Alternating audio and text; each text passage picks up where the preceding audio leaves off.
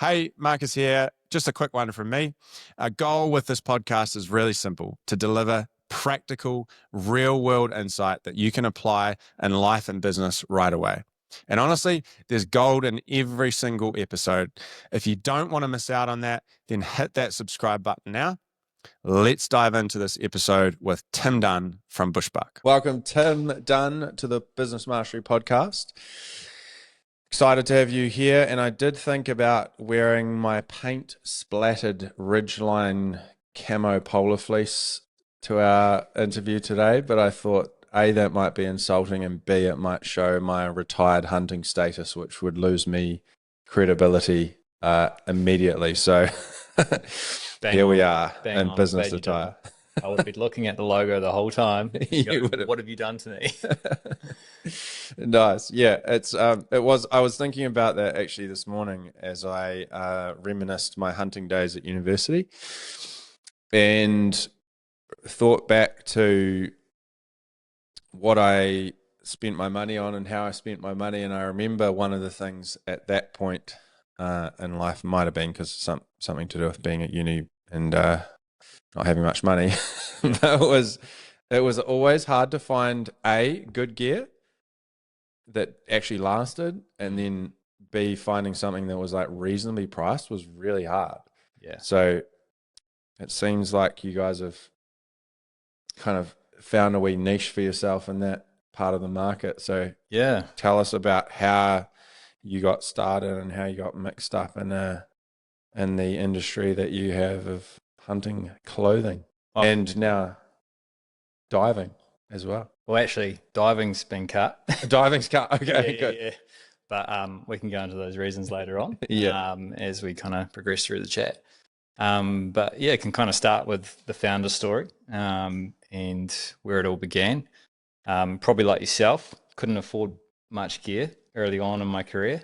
I was a product designer for a biomedical company.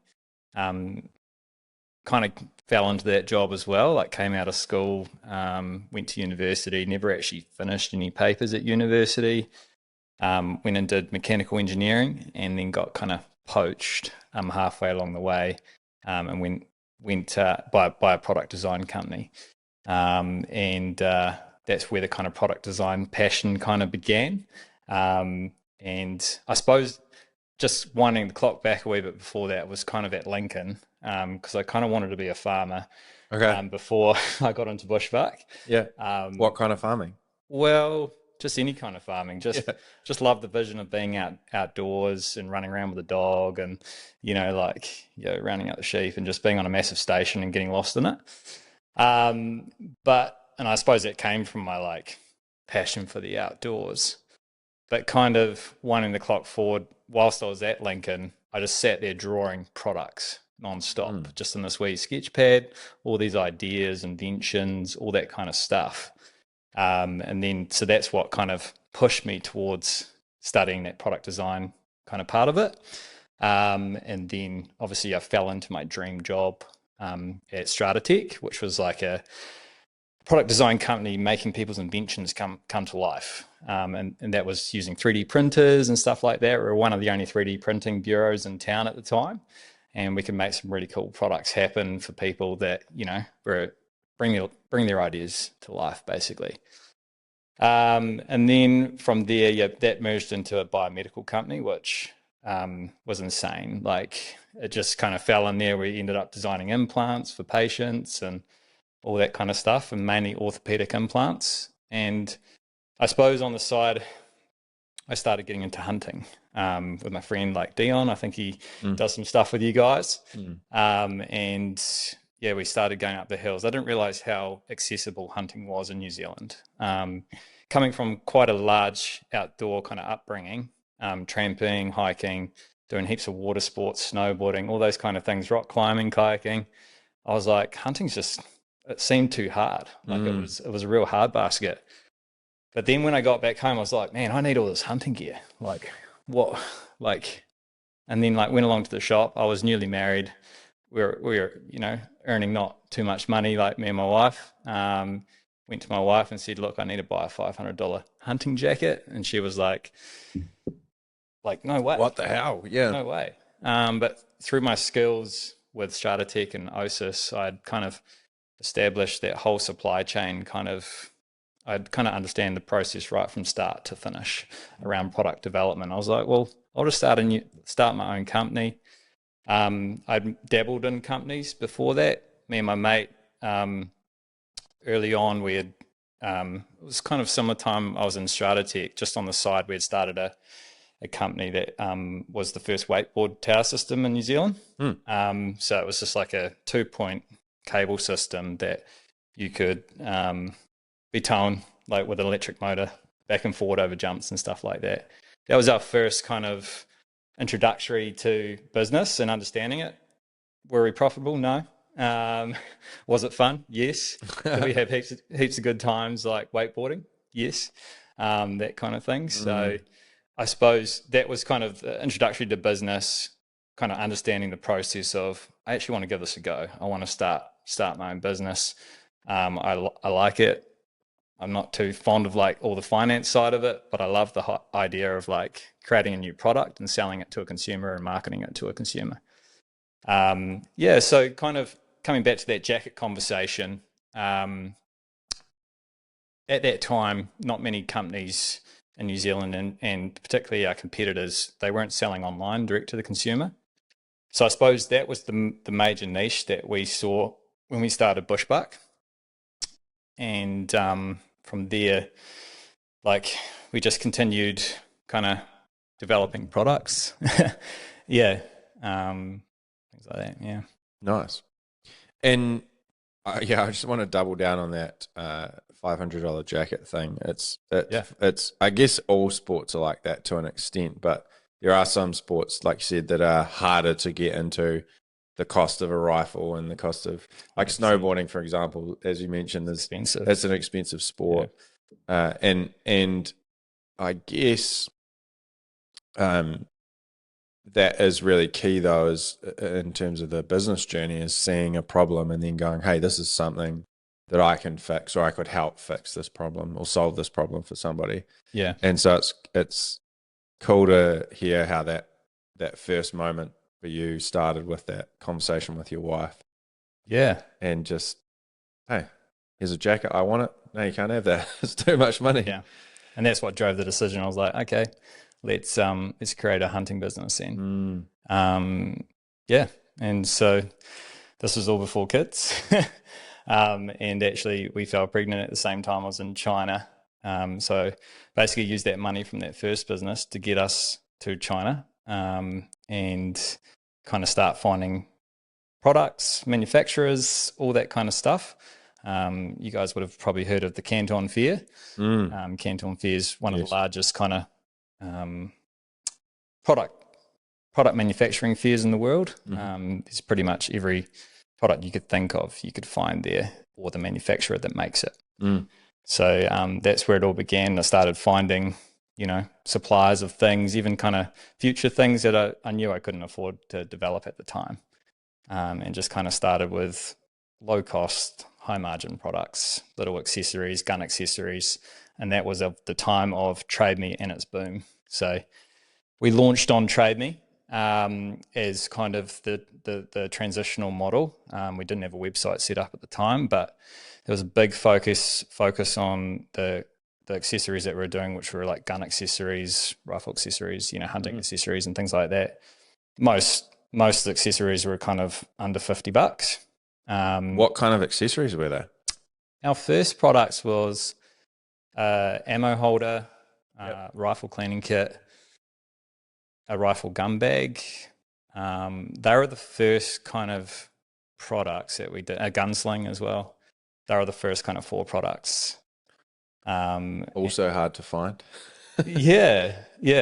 No, they weren't too hard to find, those ones. And I think the key thing here was doing the branding right at the start and making sure every product had really good branding.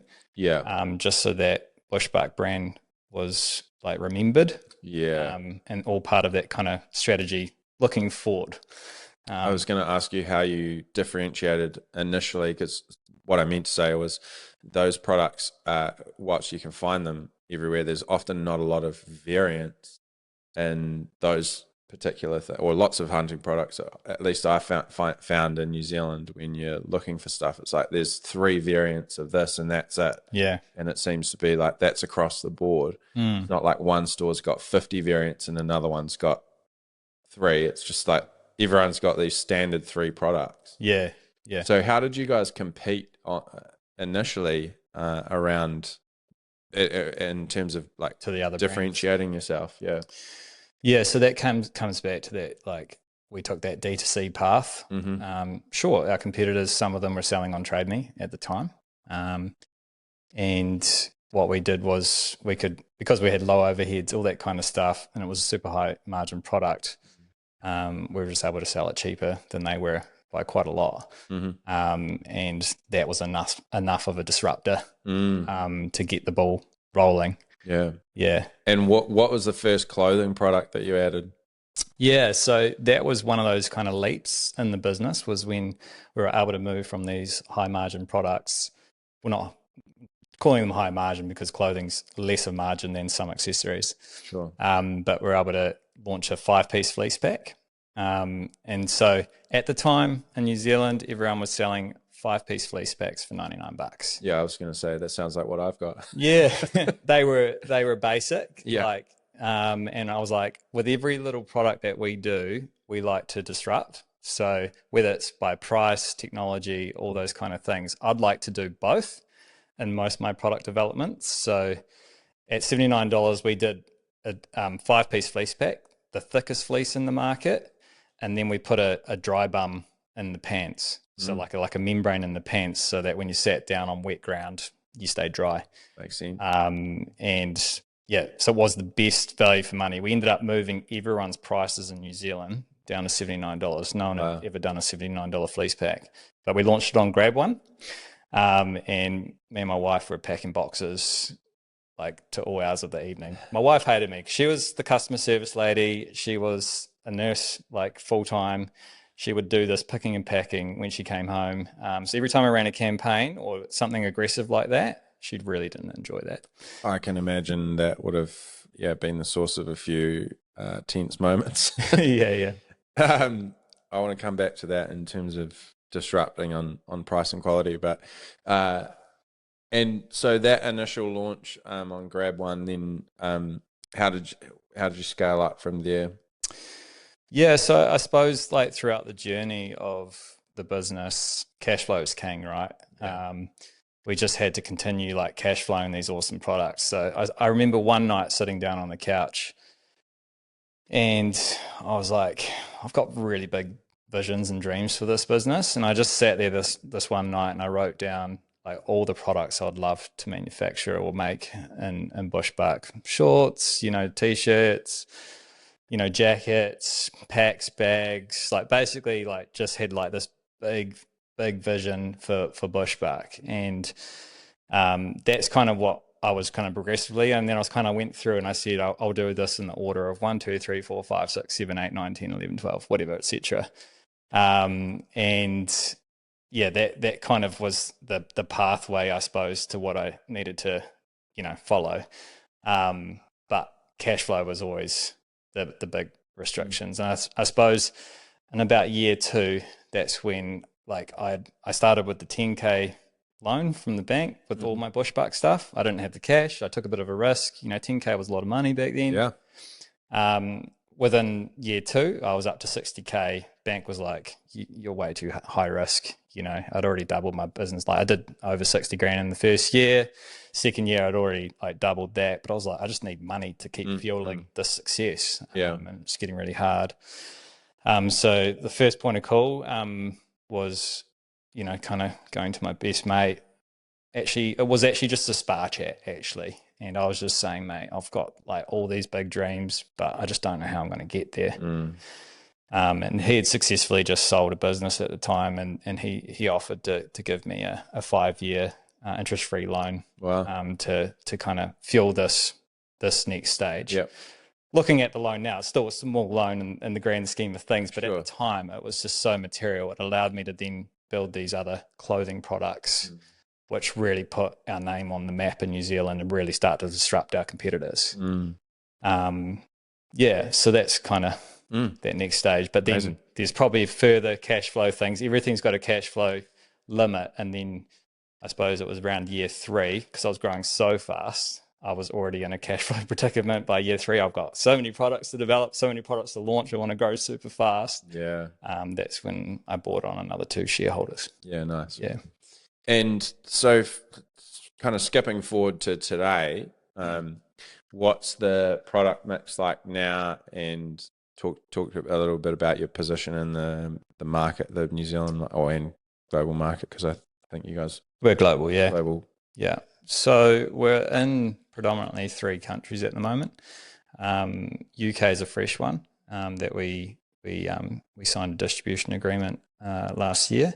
Yeah. Australia, we've been there for about 5 years.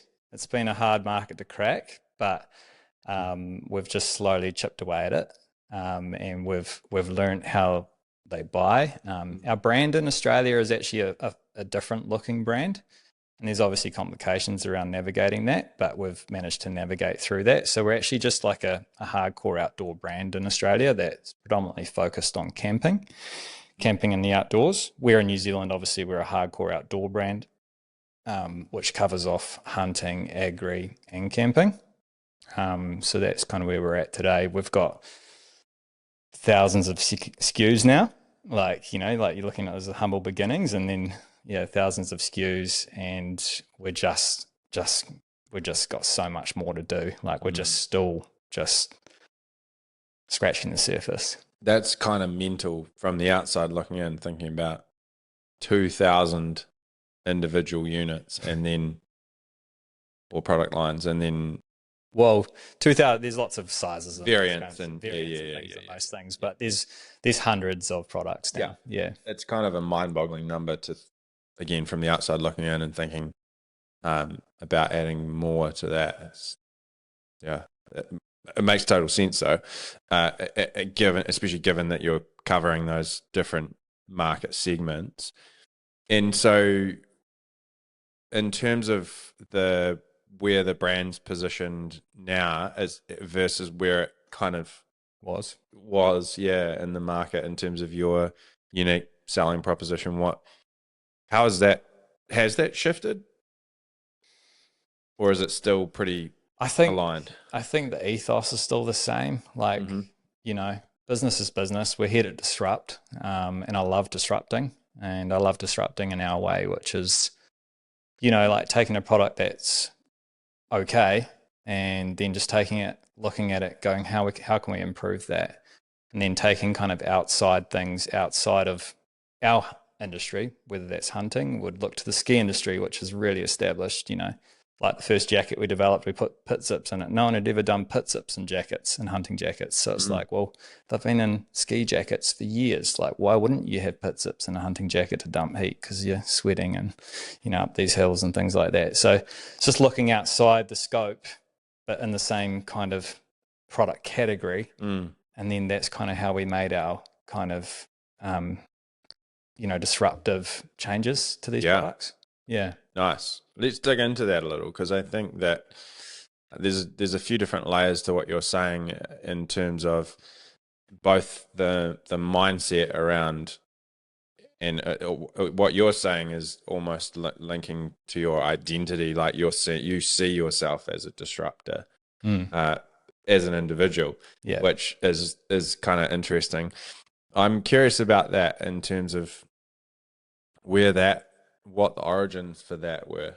Like, where do you think you picked that up from? If you talk to any mechanical engineers or designers, it's a common theme. Okay. They love innovating. They love solving problems. Yep. I think if you skin it all back, it's actually just solving a problem or looking at a better way to improve something, and automating and whatever it is. It doesn't really matter. I apply it all over my day-to-day business, but it's always looking to try improve and enhance and disrupt. I love the word disrupt, and particularly in product development, it's just like, how can we change, evolve, and disrupt this product? How can we make it better? Yeah.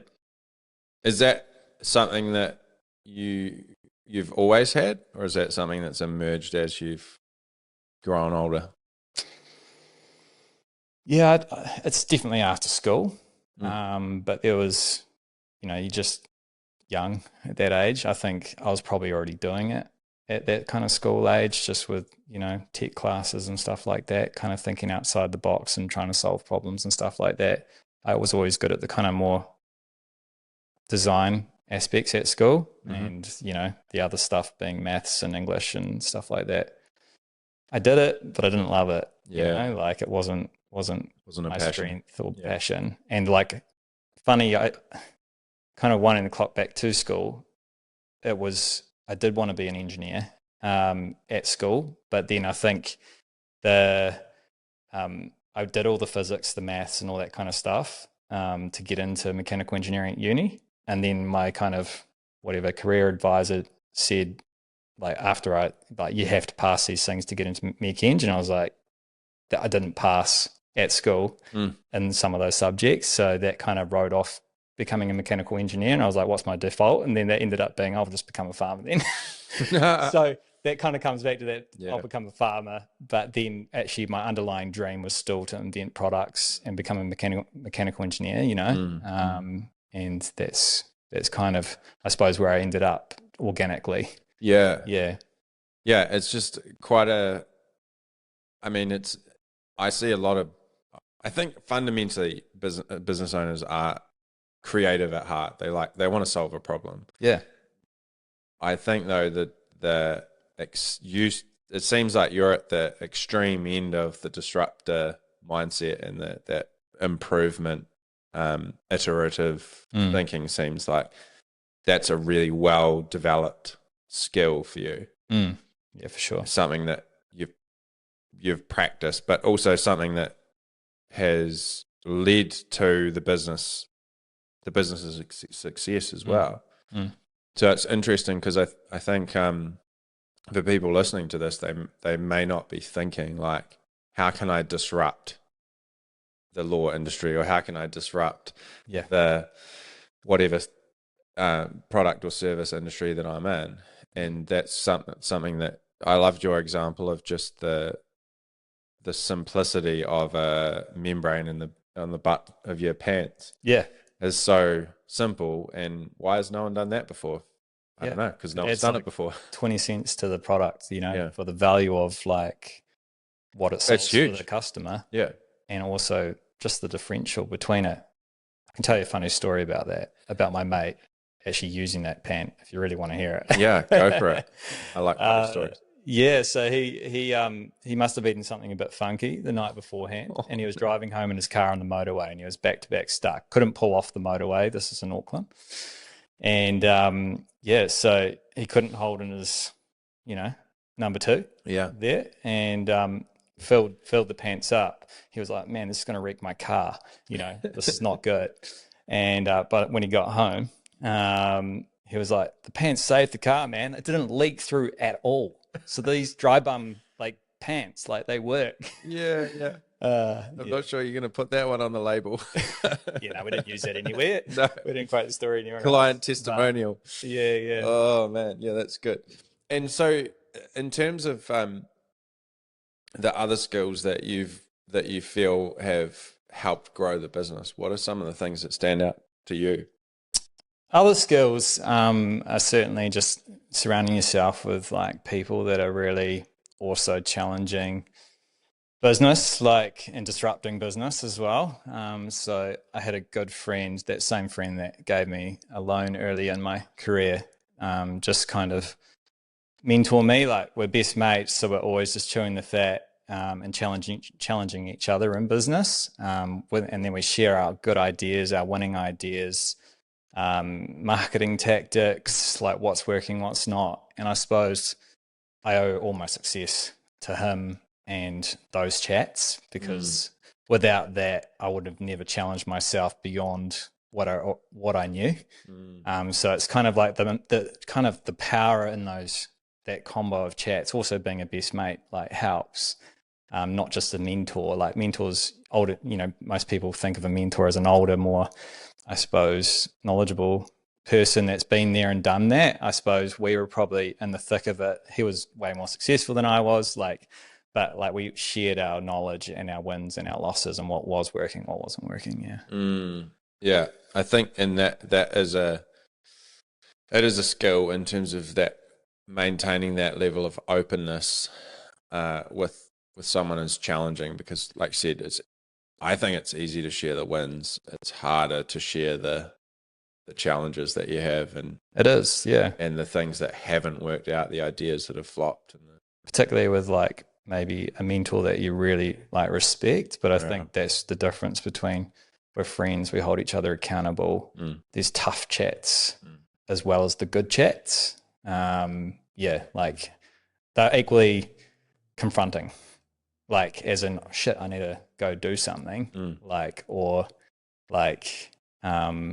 it kind of gets you stirred up and like rearing to go. Yeah, that's good. And talk to me about the selling in Australia, because that's something that I think a lot of New Zealand businesses might aspire to hop across the ditch and test out their ideas there. But you mentioned the market's different, they buy differently, and it's been a bit of a slow burn. Talk to me about that. So basically, when we started in Australia, we had developed a new roof tent, like camping roof tent, that was really disruptive. Again, it was the first side opening aluminium hard shell roof tent. There'd been plastic side opening roof tents in the market, but we were like, we realized that there's a need for like alloy stuff. You can attach accessories and stuff on top, all that kind of thing. So that was kind of our initial into Australia. That was just before COVID hit. We had heaps of shows booked and all that kind of stuff. We had heaps of interest. We'd started organically selling the tent online, as well as some other gear and stuff, but the tent was the disruptor in Australia. And unfortunately we couldn't get over to those shows and do it justice, and really get that product into market. And doing it online just didn't do it justice, because people wanted to see and touch. It's a $4,000 tent, so people want to see and touch it before they buy it. So just a couple of years ago, I think it was actually just last year, we completed a research paper in Australia and really got to understand that kind of Australian buyer. And we were kind of cannibalizing our own brand by selling hunting gear still on our website in Australia, alongside these kind of tenting, camping things. There's a real negative stigmatism towards hunting in Australia that we found out through this research, as well as lots of other things, like only like something like 3% would buy our tent online. So immediately we were like, okay, well, we need to be in a reseller network in Australia for these like roof tents. We need to take all the hunting kind of imagery off our Australian website. We need to like Australiafy the website so it's relevant to them if we want to stay in market. And we had to make a lot of changes to basically adapt to the Australian market. So yeah, we're same but different in Australia, but they are definitely different. Like there's like, you could ask anyone in New Zealand, do they care about, someone holding a deer in a photo? Most New Zealanders, it's just normal New Zealand. Like it's just what we do. Like, and they won't judge it. But over there, it's a really different story. Yeah. Interesting. And I want to just double click on that research. What was the thinking for doing the research? Multiple things. Growth. Like we just really want to double down in Australia. We wanted to understand how we could grow faster. What was the limitations? What's the caps? Why aren't we being more successful than we currently are with what we're doing? And we were starting to get common themes through just general customer service things, like, and through social media, like disgusting, like why would you post this person holding a deer? And we would run competitions giving away roof tents with huge engagement, like everyone's keen on the roof tents until they realize that we're associated to hunting in New Zealand. Wow. And then, everything becomes disgusting again. So we just had the wrong demographic. Like we're just, building a really messy demographic and a really hard audience to market to. So that caused us to do the research. There was other reasons. We were working with NZTE as well around growth funds and all that kind of stuff. Yep.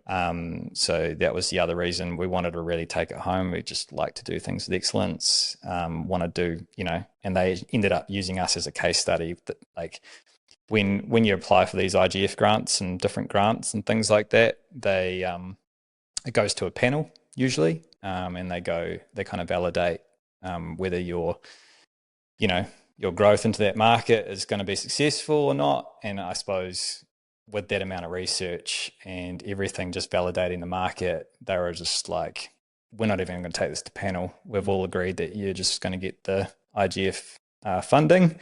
And this was unheard of. Like our NZTE rep at the time, he was all dressed up in Bushbuck, ready to go present it at the panel. And he's like, guys, this is super unheard of. But like they've just said, you've got it. Like you don't even need it. It doesn't even need to be presented to the panel because they're all like super happy with the case study and the research and everything that's come through. So, yeah. Yeah, it's interesting, isn't it? I think there's a lot of, maybe the perception is that research is hard to do or that it's expensive, and maybe, I mean, that's true. Both of those things are true, but they're hard and expensive. Yeah. Well, not necessarily hard. You just have to pay someone to do it. Yeah. Exactly.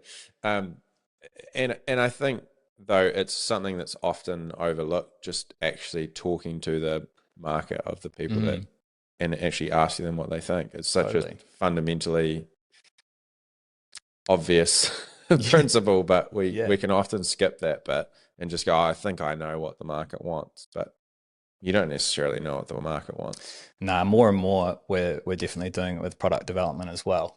Just putting it out there, like for example, we're doing women's leggings at the moment, the development around those. So we just do a questionnaire, and it's so easy to get 1,000 responses in so quick to really gauge like what that woman wants in leggings and what's failing in other brands and all that kind of stuff. And that then just builds the recipe for success. I guess as well with that your background in terms of creating products and that mechanical engineering side, it's easy to just create a new feature because you think it's a great idea, but to actually link that with a demand in the market is another thing entirely. So yeah, that's interesting that you. There's kind of I like to say 3, but there's probably 2 ways you can develop products, and you can do it based on kind of customer feedback, and we've got that full circle of feedback being a full direct to consumer, or 98%-ish kind of e-commerce D2C. So we get every bit of feedback around warranties, failures, whatever it is, and then we can use that to improve our product like really fast, and a lot more fast than retail stores, just simply because we're getting that direct feedback to us. Yeah. And then that also then defines the decisions. But the other one is that you kind of need to be looking forward on a trend of what the world's doing as well, and where the gaps and the niches are in the market. So I'm constantly looking at that, and that's something we're also really kind of good at and challenging ourselves with. I want to get patents on new products. I want to look at what does the future of that product look like, and then how can we really disrupt it? Yeah. How does that work practically for you guys in terms of those future, like what are you doing to look at future trends, practically speaking? I think the first recipe is starting with the product, getting into market, understand everything about it, like that product. And then once you've got the feedback from the product, you realize, oh gosh, like there is a massive gap here to fill with a slightly different product. No one's done this. And again, it's taking in all those other world things. Like not many products are developed without kind of looking at another kind of area that's already developed these products, but they're not in the same industry. You're looking at outside the scope. It's what we do with Yeah, it's what we do with a lot of our products. Yeah. So with women's leggings, for example, not that Yep. we want to be giving away your your No, it's fine. process, That one's an easy one. I was just trying to avoid some other ones. But yeah. with that, for example, Yeah. practically, like, what do? Are you looking on Lululemon, or are you looking at ski leggings?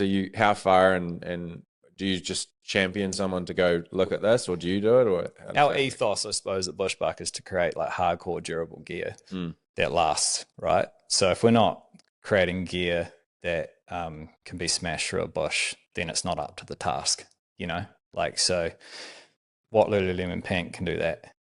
So we basically in the process of just getting so many different kind of fabric leggings and then just going through Metagary in the bush and just trying to wreck them as fast as we can. Yeah. So we're just doing a bit of a Elon Musk destructive kind of test kind of scheme. And so we're just trying to break them, and because we want to make the toughest leggings. If we can make the toughest leggings, it'll be a great product.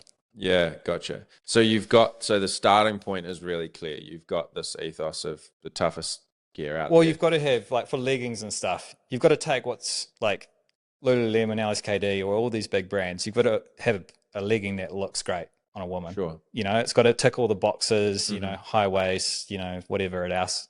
I won't give too much away. But, it's got to tick all the boxes, right? Yeah. And people want to wear it. And then I go, well, how does this become a Bushbuck product, right? We're not LSKD, we're not Lululemon. Like, why would we want to make another pant like that? It's not really relevant to our audience. But what is relevant to our audience is, can it work for a farmer? Can it work for a hunter? Can it work for someone that wants to shred the hills? And that's what we're trying to solve. Okay. Yeah. Nice. And I'm curious, in terms of the opposite end of that spectrum, like some of those things you do well, what are the things you found really hard and challenging in business that haven't come naturally that you've had to work at? There's so much. I don't even know where to begin. But I think as a founder and as a CEO, which is, you've only promoted yourself into that role. That's an interesting chat, eh? Yeah. It's kind of like, I'm not a trained CEO. I haven't done a business degree or a master's in anything, like I've just created a business and fallen into a CEO role, right?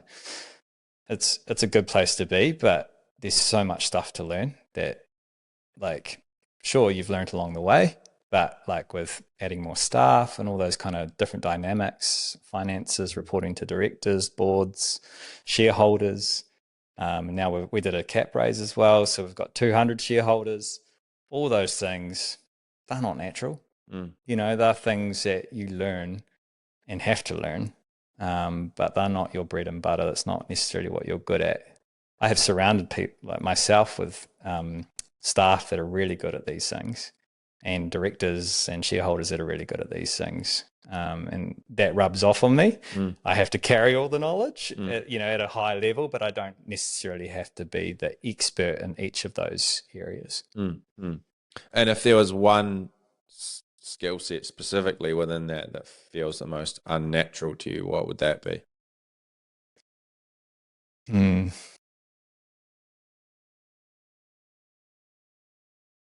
Don't know. I really don't know. I think it's probably, I don't know how to describe it. I like to say it's like management.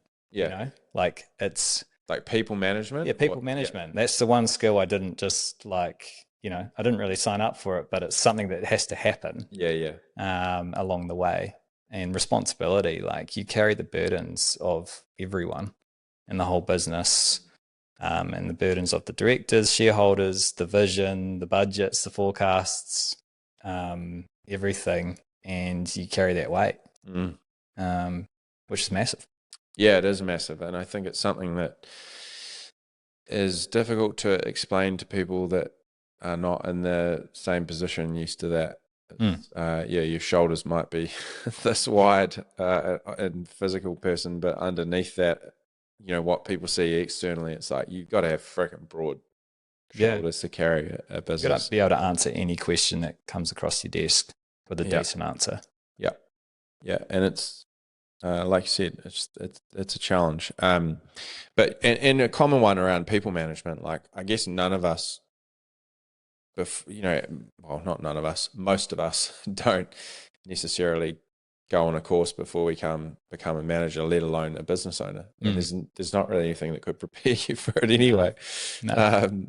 It's pretty, it's uniquely challenging. But apart from looking at maybe mentors in your life, like my father was a manager all his life and had his own business and stuff. Yep. So probably learning off him, his work ethic and how he was a good leader to his staff, but also, and your friends, but you're just modeling yourself, not like, and again, you've still got to teach yourself those things. Yep. And it's like being a father and learning how to do that. It's just one of the things you're not necessarily great at. It's something you've got to kind of grow into. Yeah. And also grow into your own style as well, I think, because it's one thing to do the practice, but it's another thing to actually to be comfortable enough to go, well, this is my style of that thing, my version of it. But yeah, to go back to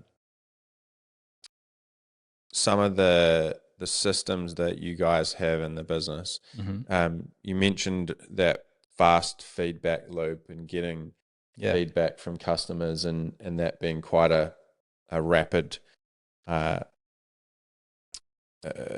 route to improving your products. What are some of the systems and processes that you guys have utilized in the business that have been really effective for you? I think it's just more around team. Like we've got crazy like tech stack that I could talk about. Like talk about it. I want to hear your tech stack. So we use like Asana for like task management. Yeah.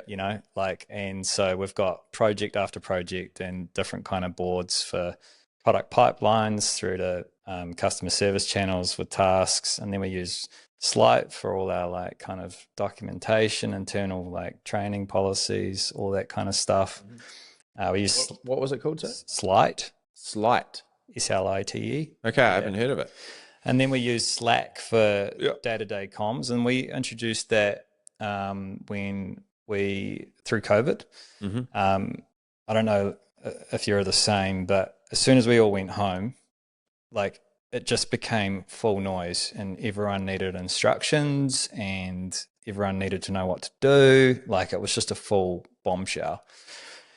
So I was like, all right, give me 24 hours, guys. I need to just like get my head around this. This is like way too intense. Like I just need to figure out like how we can like streamline communications because it's like, it's not working on a one-on-one basis. I just can't get around everyone kind of thing.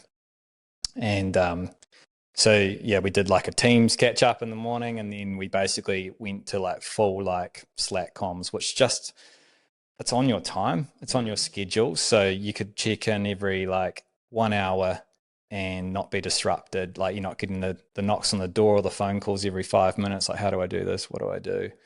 This kind of all those kind of like questions and stuff like that. You just answer on your time, and it became a really relaxing environment. And so we've basically obviously kept Slack on. After that, we use like a system called Front for our, customers and stuff like that, which all the emails come in, they can be allocated out to all the right areas of the business. There's a lot more. I use ChatGPT pretty much as my personal assistant every day, particularly the new Canvas part of it, which is just really good for working through like a document format. But yeah, even for like idea creation, I use another one called Midjourney, which is very futuristic, and you can prompt it how you want, all that kind of stuff. But it kind of obviously collates all the real world stuff, but then you can kind of potentially look into the future a little bit further around what it could look like, or even just shapes or concepts or anything like that. Some really cool stuff there that you can get your imagination into. So like just imagining what something could look like. Sometimes it's a waste of time completely, but other times it's really beneficial. Yeah. And is that visualizing data trends, or is that visualizing product, like physical products? It's image based. So it's photorealistic images of potentially, if you can describe it well enough, it's of the product or concept that you're trying to develop. Nice. And going back to the team and some of those management processes, systems that you guys have, what's been effective there? I think around just kind of I don't know. I think Asana is probably the best one just for like each team and just managing their tasks and stuff like that. Mm-hmm. That's what we like bring to meetings, and then we just kind of work through everything through these custom task boards that have been like they're kind of bespoke to each kind of category in the business. Gotcha. So that's probably the most beneficial management tool. Yeah. So you're using that in like daily and weekly meetings as a bit of a and you put all your notes against it. So if it's importing or whatever, like we'll just put everything kind of in there, the shipping dates, ETAs, when stuff's finishing, like it just keeps track of everything that we need. And same with like our own internal projects, board tasks, our big 5 strategy for the year. Like it's what we basically manage all our kind of tasks through. Yeah. I find it is just incredibly freeing to be able to see a task on a board and know that you've assigned it to somebody and see how it's progressing or not. Yeah. If it's not, because one of the fears, I think, and the frustrations of a lot of owners is that did I remember to do X? And oftentimes you haven't remembered, or even through verbal communication, we're just relying on I did say that or I didn't say that. It's just so much cleaner to put it on a freaking board and watch it progress. The big 5 and the strategy side. Yeah. How do you guys plan around that long-term stuff? Yeah, so last year we implemented like a strategy day. We just went to a mate's batch that was kind of local and got all the directors down, and we've got 3 directors and the management team. And the management team does a lot of the prep around like, the vision and where we think it should go, the budgets, the forecasts. Like, so we basically come with, and so we've just done it this year, just a couple of weeks ago. Nice. And we basically paint the picture for the year to be setting achievable targets with those, big 5 kind of goals. So we try not to bite too much off. And again, we learn from each year and the year before to like go, all right, we know what's more manageable now and we know how this has got to work better. Like last year we were way too targeted on what we were trying to achieve. So we've kind of made the big 5 kind of goals slightly more broader, not so much like contact so-and-so, like it's more high level, it's more, more strategic, I suppose, but yeah. Yeah, I like that, and for 2 reasons. Firstly, in terms of getting off-site, because often we do so much of this work and we attempt to do high-level thinking and strategizing in our place at work, and it's not the environment for it. Like everything in your environment is the day-to-day.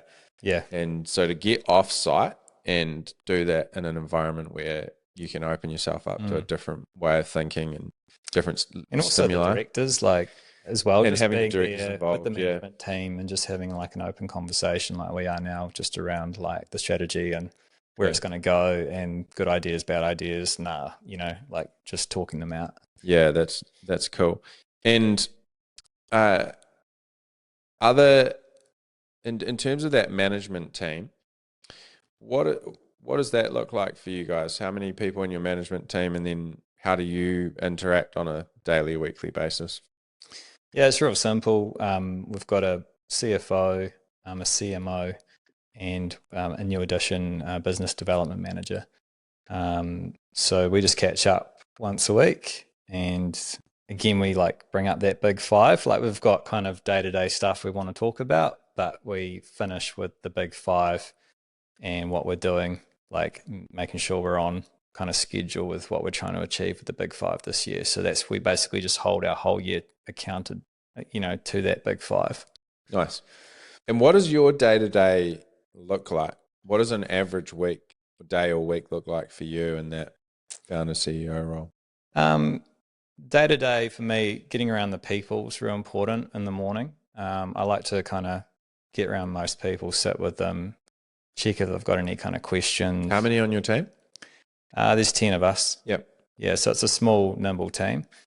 My direct reports are obviously the managers and the product team. So I lead the product team and stuff. But so that's kind of my primary focus. But I still want to check in. I want to check how people's day's going and all that kind of stuff. Just check morales and all that kind of stuff. And I find that's really enjoyable. So it's really important to do that in a day. Do at least one kind of walk around everyone and say good day. Make sure they know you're in the office and that you're there. And other than that, it's just then working through like all my BAU tasks and projects. I like to have like a couple of high level projects on myself. And I try to like protect myself from getting too swamped, so that I can actually think about a new product idea and actually like giving myself a little bit of time to think about a product idea that I can pass on to the team. How do you do that? Give myself time. How do you protect yourself from getting swamped? Get through my tasks as quick as possible is like always my goal. Yeah. So like get my list down. I've got, you got Asana, right? But I tend to still write stuff down similar to what you're doing now in a diary. And there's nothing more satisfying than just crossing that off your list. So yeah, that's what I kind of try to do. And that's just getting on top of emails,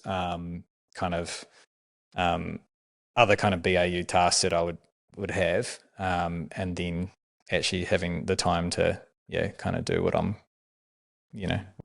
what I enjoy, which is a bit of product design. Because it's also like my happy place is, I think it's important to go to that happy place at work, because if it was just, looking at finances and projections and, other kind of things like that, it would get quite boring quite quick. And then the other thing I'm filling this year with is kind of, we're a part of a group that's kind of a coaching group as well, and they're kind of empowering us and giving us heaps of cool ideas it's for founders only. So you're in a group of like 30 founders and we're sharing ideas, all the problems we're going through.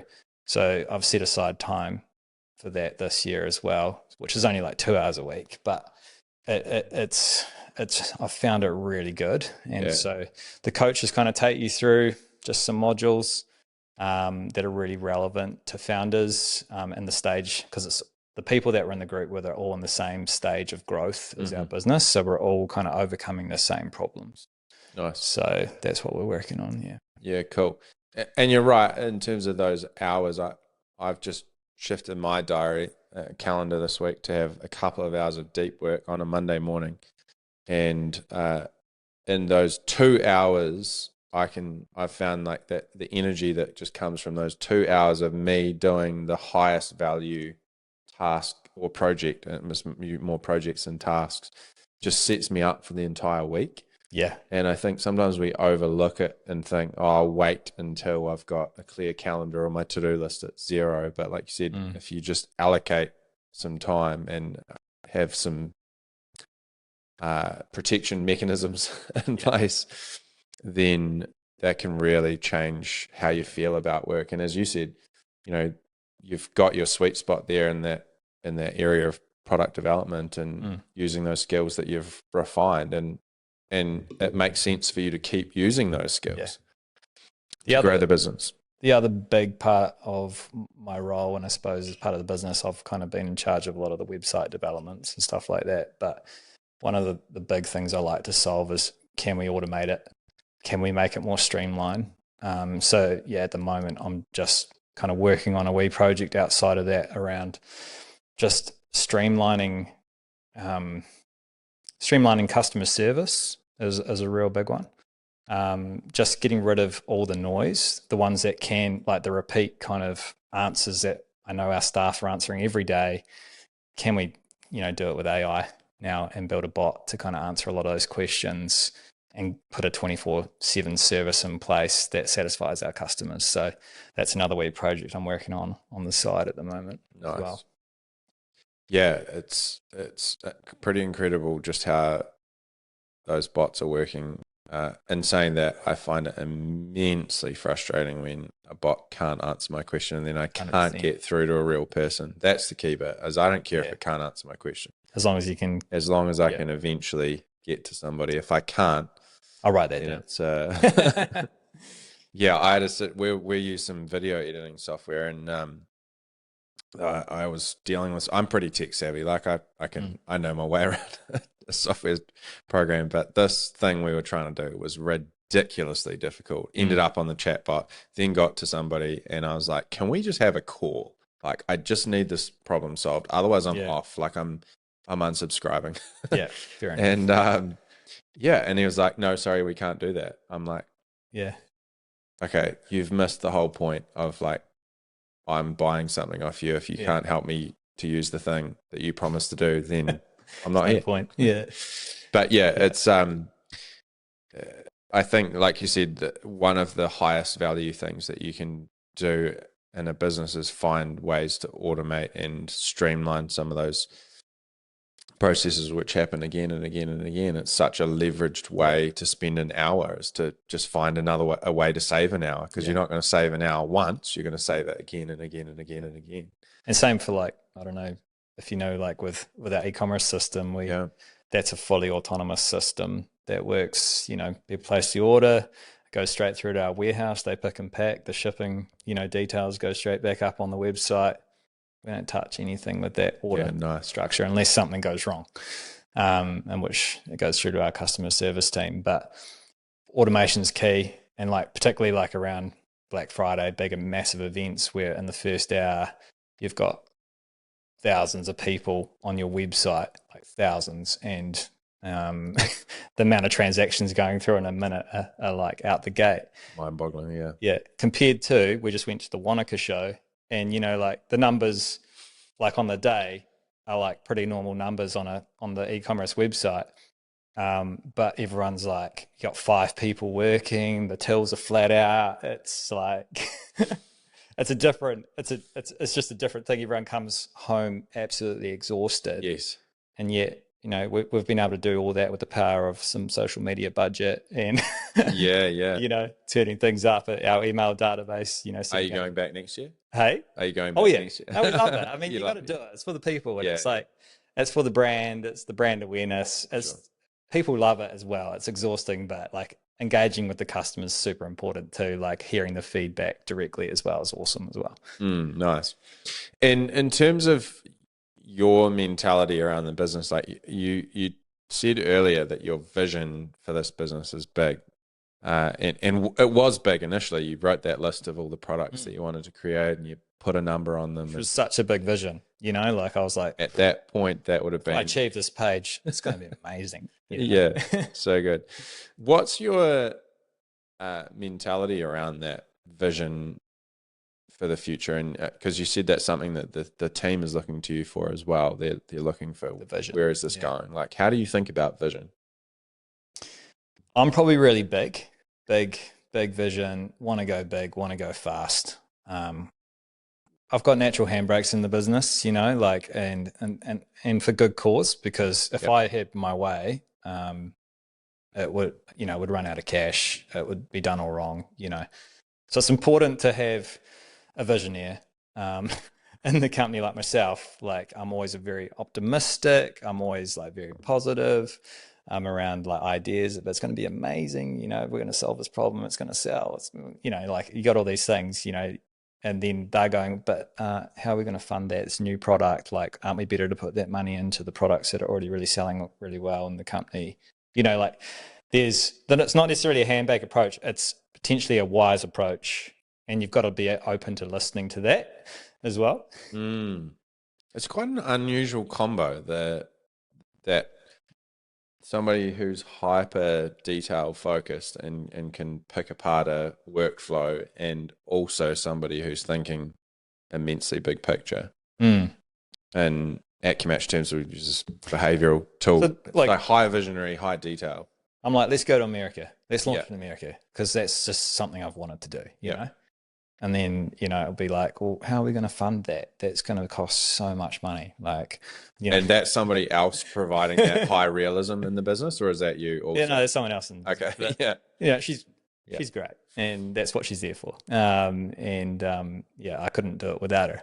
But it's like it's the reality of doing business. You need both of those elements to make wise, calculated decisions. Like, we wouldn't even be thinking about the States if it wasn't for me. I'm going to continue pushing the States. We can solve this problem. We can figure it out. Like, it just gives me more reason to find a better way to do it. If one way doesn't work, I'll find another way, and we'll get there. Like, we'll get there eventually, and we are going to do it. It's just a matter of when and how. Yes. Yeah.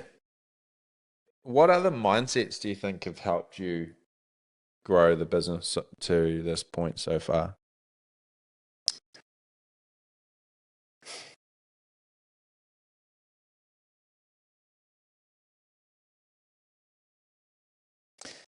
I just don't think you should put a ceiling on whatever you're thinking.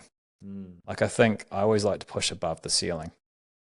It's more than a vision. It's actually going, all right, let's just break the ceiling open. Like, what does it actually look like? I think if you can't dream big, you're just going to have a really small vision and your company's never going to grow. So, like, I don't know. I just don't like to put any caps on my thinking, and even if people do shoot down my ideas, I'm okay with that. I don't care. It's actually okay. It just gives me more reason to find another way, or to do it or problem solve. If that makes sense. Yeah, it does make sense. It's kind of that. On the one hand, you've got that engineer's typical modus operandi in terms of, if you say this, I'll go here. If you go here, I'll go there. And just find a way. Keep iterating until you find a way. But on the other hand, you're starting with this, a really open, a blank canvas, if you will. You're not saying, well, you've got an A4 canvas. You're like, this can be as big as you want. Yeah.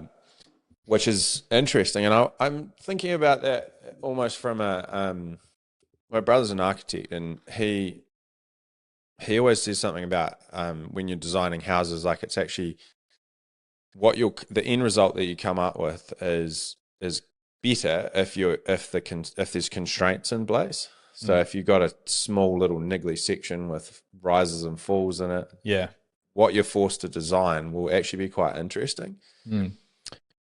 So I'm thinking about it also from a lot of owners have, I think, hit that plateau pretty early in terms, whether it's numbers or headspace or whatever it is. They have I think they hit a ceiling in their own growth and development, and they don't necessarily push beyond that. But I'm wondering how, if you were talking to a business owner who maybe has plateaued and has got some limits on their thinking, how you would frame that up to them as advice. Yeah. I love those conversations with people that are kind of tapped out or limited on their knowledge. I think it's only as good as the person on the other side, though. Like, we've found it, my friend and I, we have these conversations with our friends all the time, challenging their kind of limits and their comforts and where they're wanting to go. We give them lots of great advice. If they listened to the advice and actually just gave it a go, they would do great. But you've actually got to be willing to take the advice on, or that person needs to be willing to take the advice on and give it a go. And I think getting past that kind of uncomfortable feeling, you can try keep on doing it and keep on pressing on that. But at the end of the day, it can be really hard for some people to move past it due to, it could be anxiety or financial pressures, or just like it's above my comfort zone. And I don't think there is any way to kind of crack that other than just keep going. You're doing great, but like, maybe just give this wee thing a go.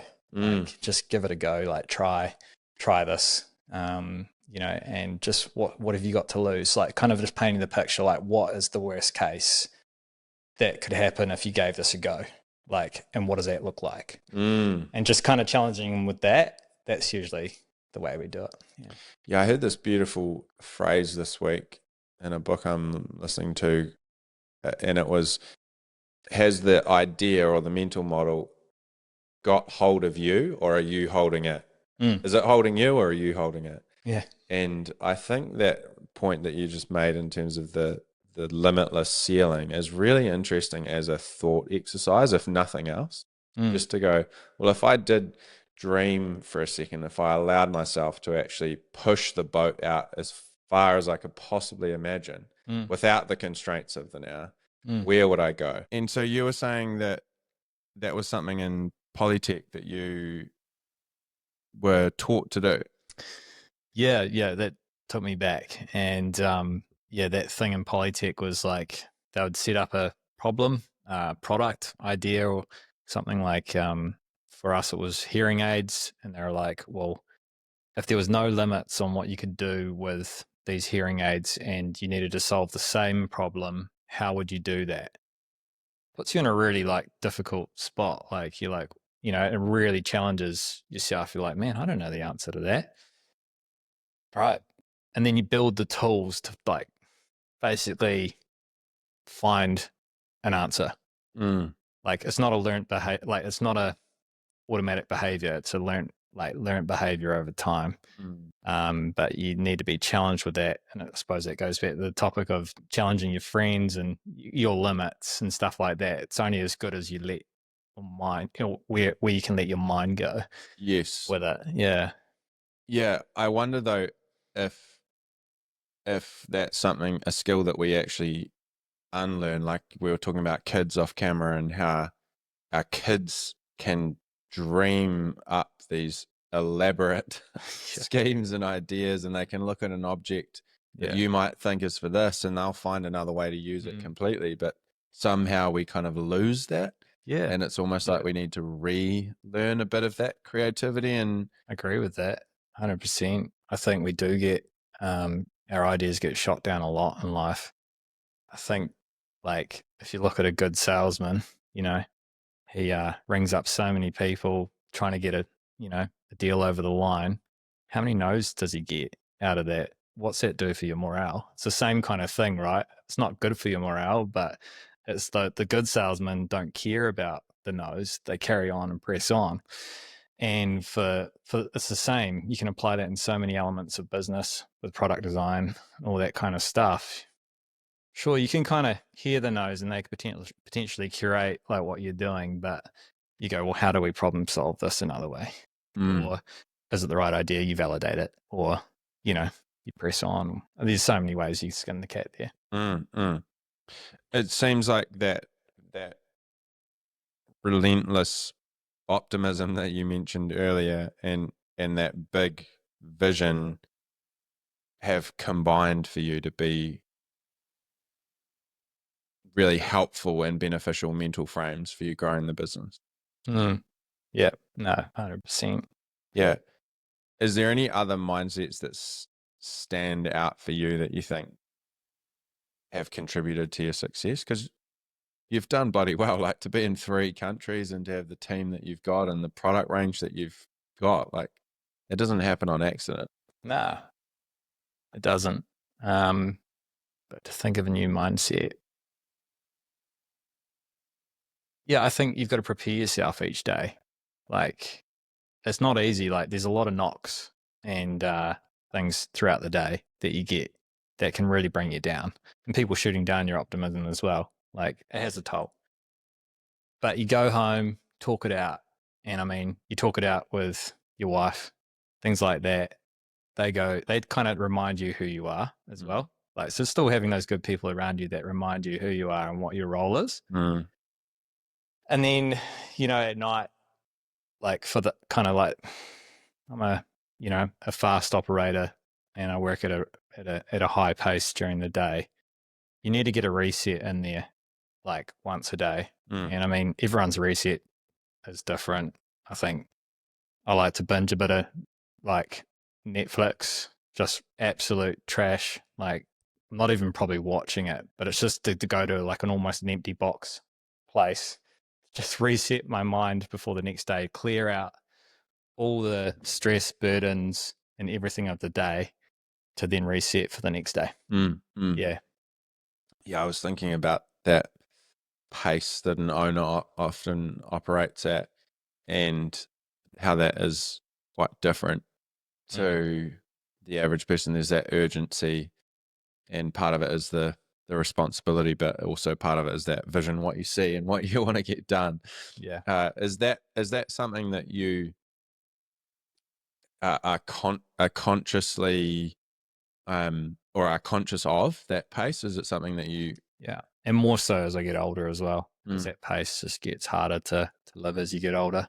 I think, when I was like first started Bushbuck, I was working a day job, and I'll do another 8 hours in the evening, to get it done. So I was working 2 jobs essentially, and that was sustainable for a period. Didn't have kids. I was newly married, and I could juggle that and make it work. And the balance kind of worked in life. My wife was a nurse, so she was working shifts, so I still got to see her and talk to her and do different stuff. But it's not a sustainable thing. So I think you've got to eventually find a sustainable pace that works. I try to keep that pace at work, that fast pace.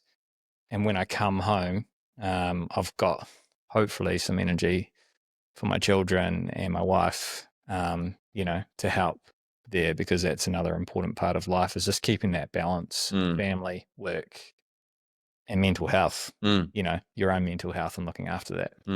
Yeah. Do you still hunt much? It's a great question. Everyone asks me that. And the reality is I don't, and I don't get out as much as I would love. Yeah. The old Tim would be out every weekend, but with children, actually coming of age where they can go out hunting now is pretty cool. And definitely going to be able to do a lot more of it. But actually going out and leaving my wife with 3 children is not fair,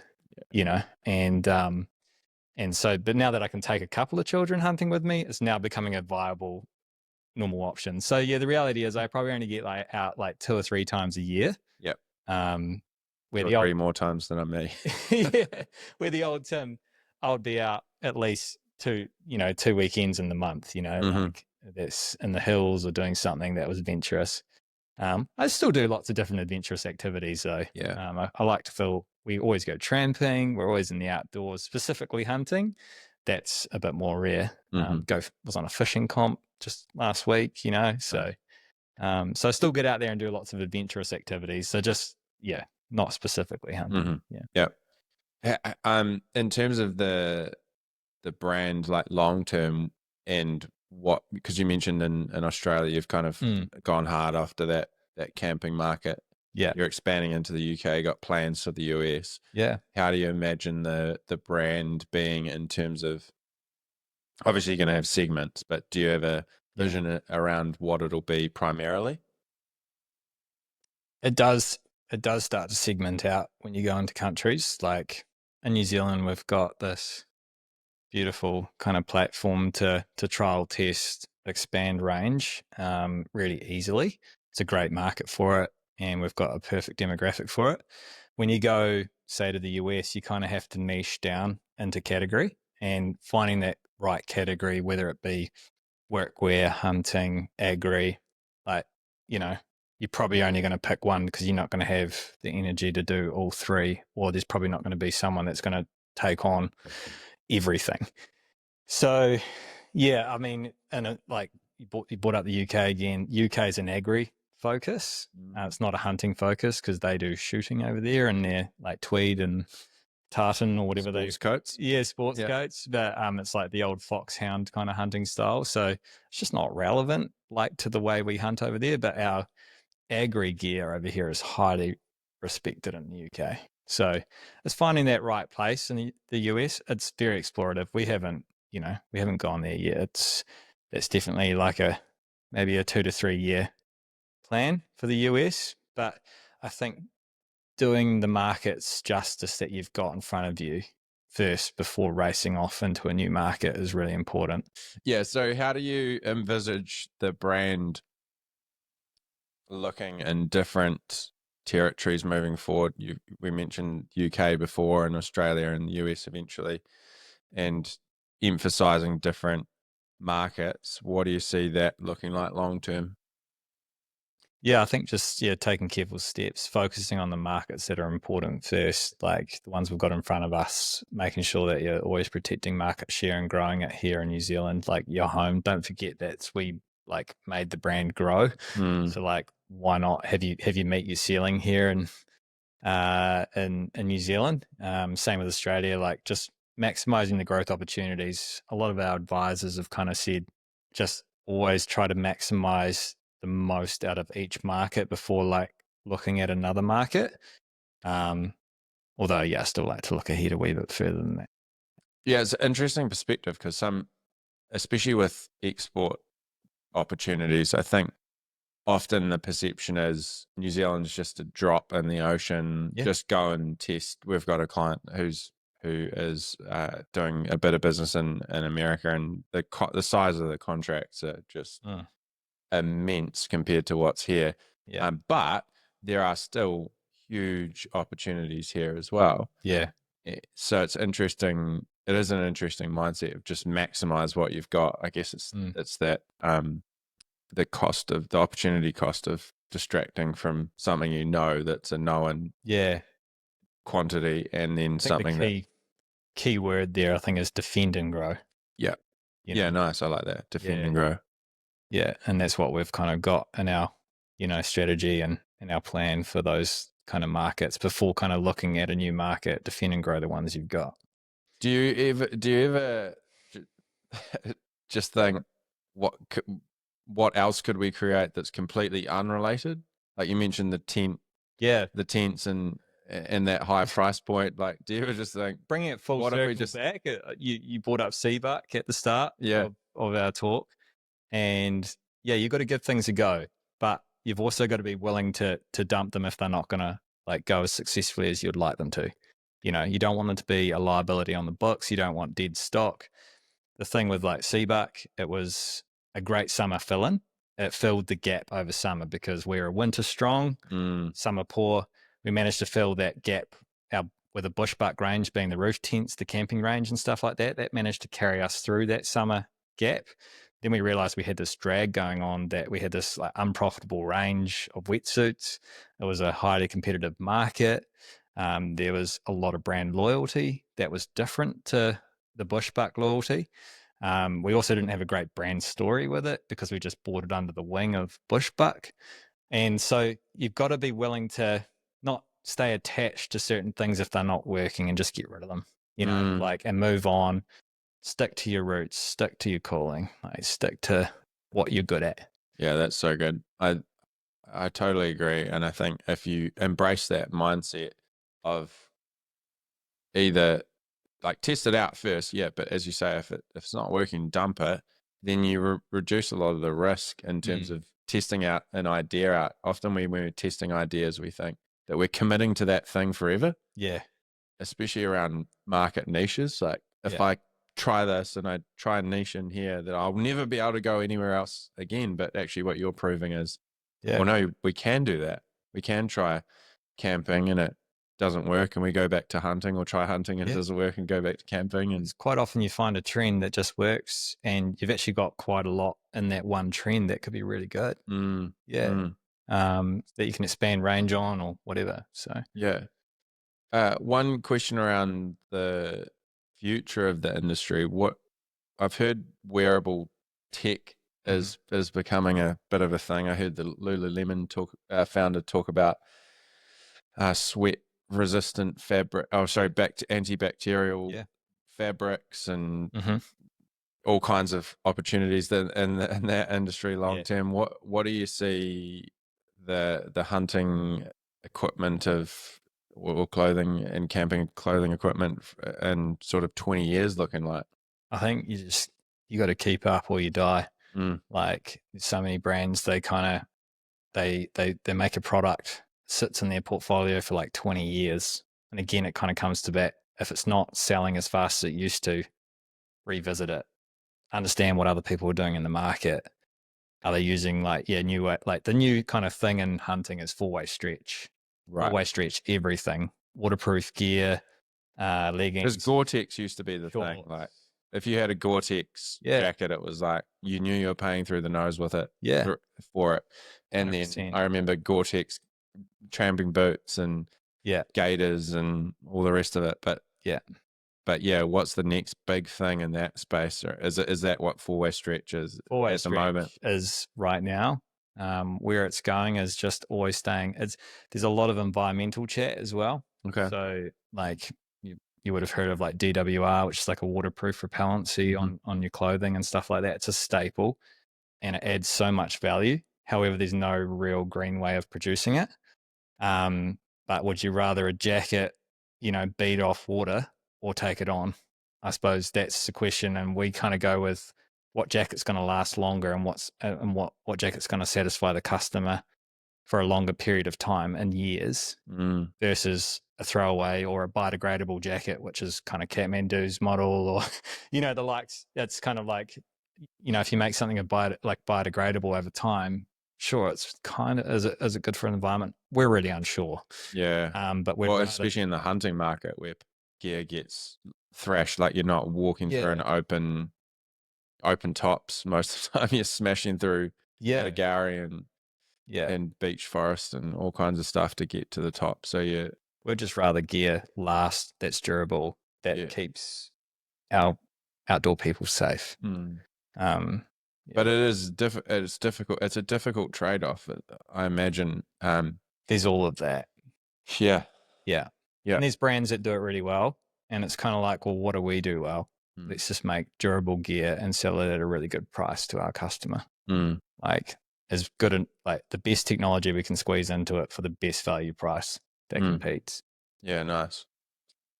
To wrap up, I'm going to ask the hardest question of the day, which is, in 12 months from now, if you just had the most amazing year that you could possibly imagine, and you're looking back on the last 12 months, who would you have become and what would you have done?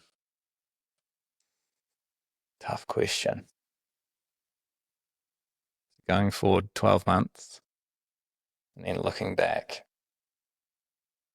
I would like to say I'd become a better leader throughout that journey, because I feel like that's the journey that I'm on at the moment, is kind of really skilling myself up as a person to be a better leader to my team and managers. And I think, in like building up those core values in the company, I just think they're the most important things this year for sustainable growth going forward.